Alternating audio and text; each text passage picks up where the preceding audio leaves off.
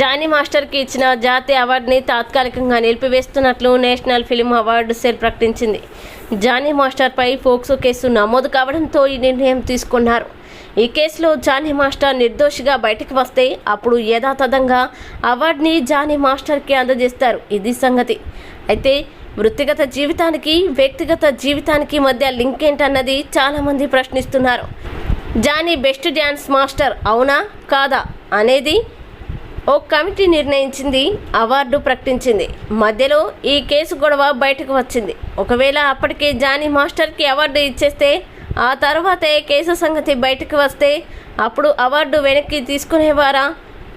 ఇలా ఇప్పటి వరకు ఎవరి అవార్డులైనా జాతీయ అవార్డు కమిటీ వెనక్కి లాక్కోగలిగిందా?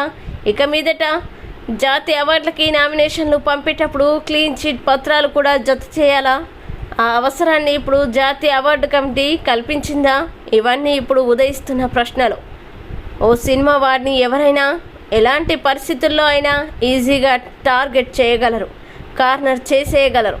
అందుకు జానీ ఉదంతమే నిదర్శనం. జాతీయ అవార్డు కోసం జానీ ఎంత కష్టపడి ఉంటాడు.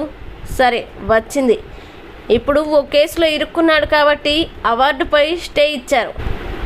నిర్దోషి అని తేలితే అప్పుడేం చేస్తారు? అప్పుడు మళ్ళీ అవార్డు ఇస్తాం వచ్చేయంటే ఇప్పటికలా ఇప్పటి గౌరవం అప్పుడు ఉంటుందా? అవార్డు అందుకోవడానికి ఇంతే సంతోషంగా జానీ మాస్టర్ వెళ్ళగలడా? ఎన్నికల్లో గెలిచిన నాయకులకి ఆప్షన్ ఎందుకు లేదు?